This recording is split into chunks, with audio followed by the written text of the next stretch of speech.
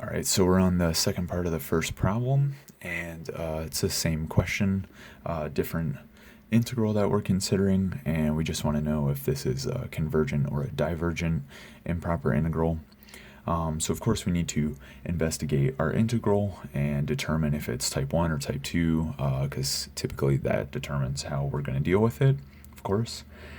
So either way, of course we have a finite interval here, so this is a type 2 improper integral potentially, right? We just need to see if there are any singularities on either of the boundaries or maybe somewhere in between.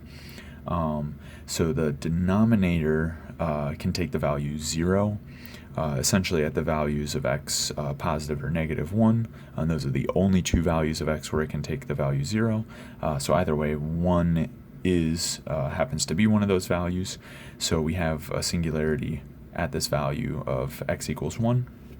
Okay, so typically what we would do is maybe try to evaluate this integral up to some t, where t is like less than 1, and then try to push that limit as t goes to 1.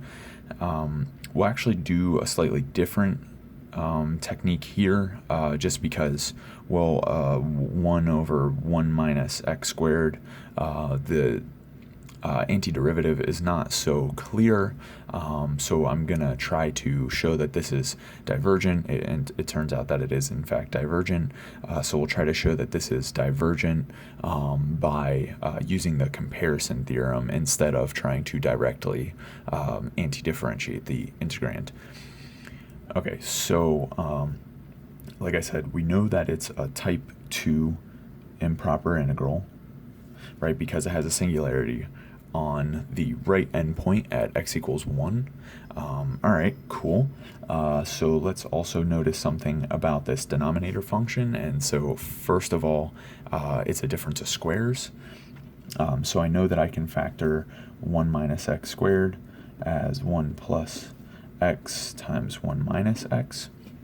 And so the reason that I'm calling attention to that is because this 1 plus x factor is not contributing to the singularity whatsoever, right? It's only this 1 minus x factor that's contributing to the singularity.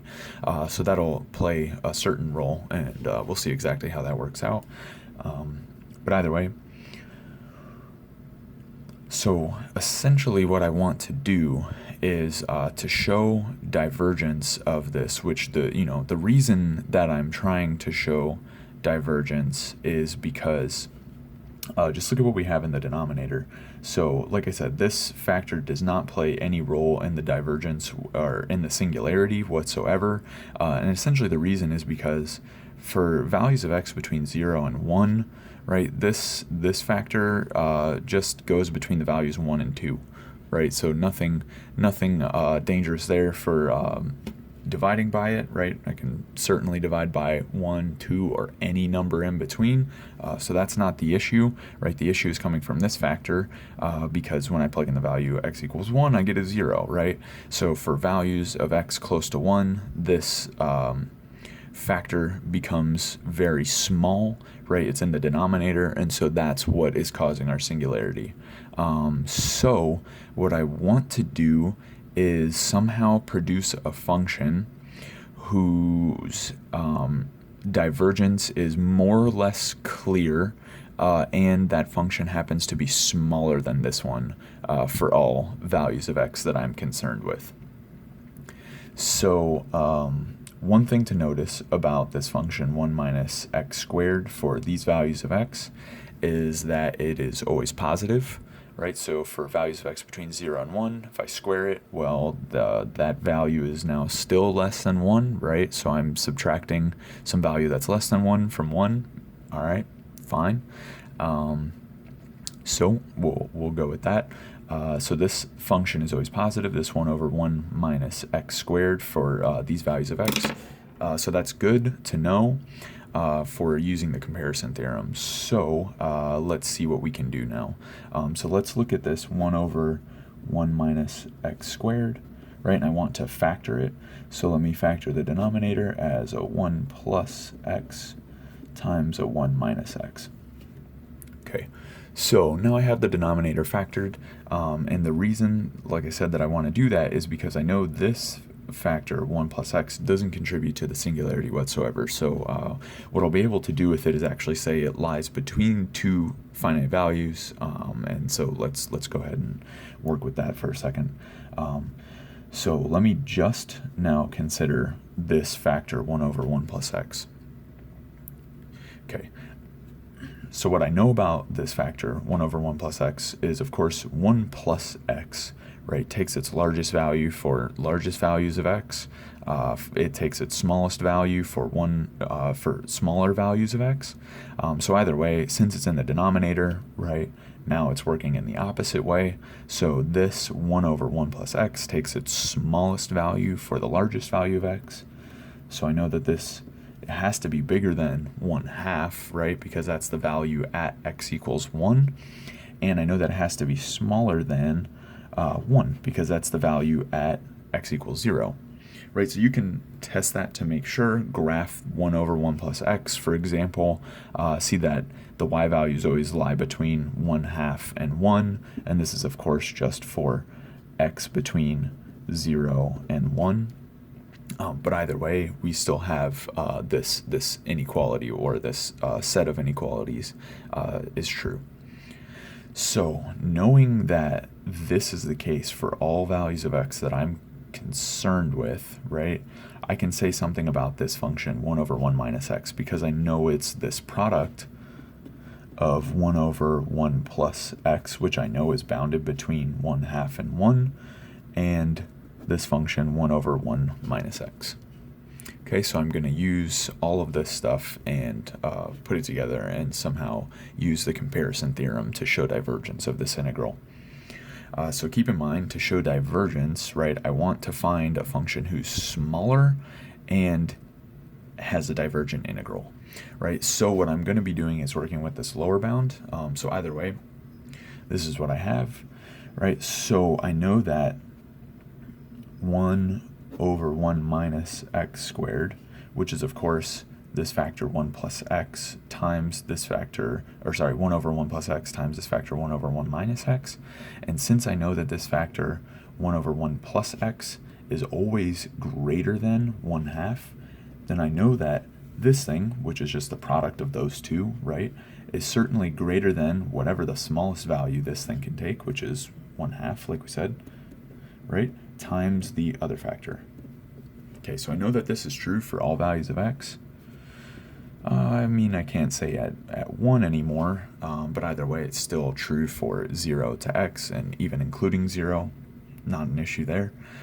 So my claim is that if I were to look at the integral of this function, I would see that it is in fact divergent.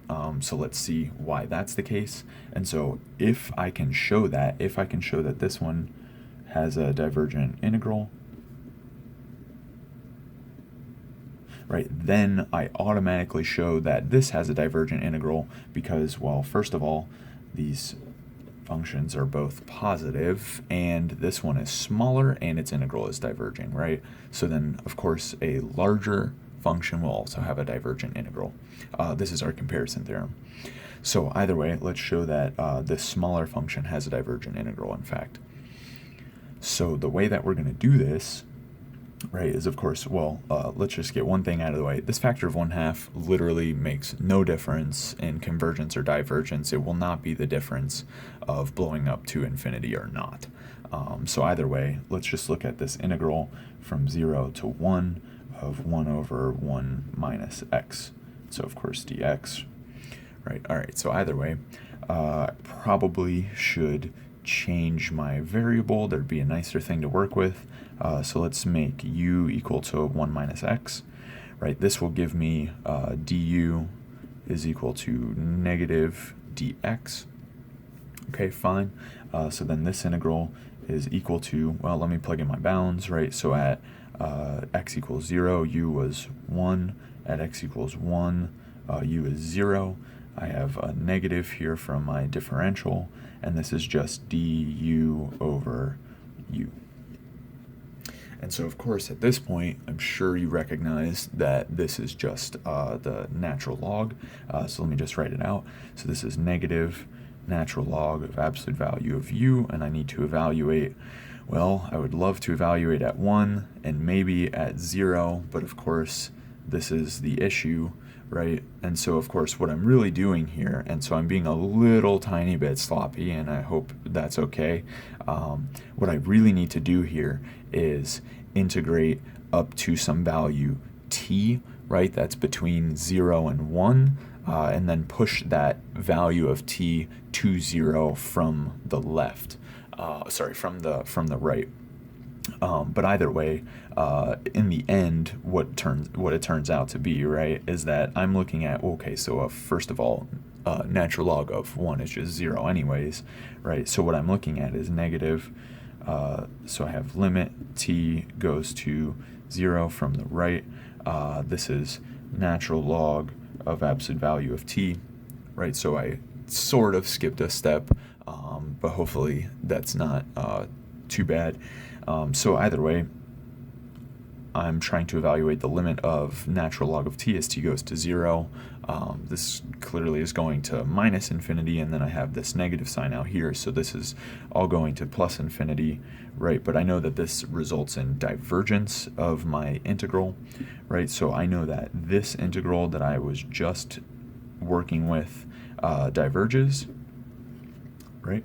So this integral is divergent. Since this integral was smaller than the original one that I was considering, then the original is divergent as well. So let's say from the comparison theorem,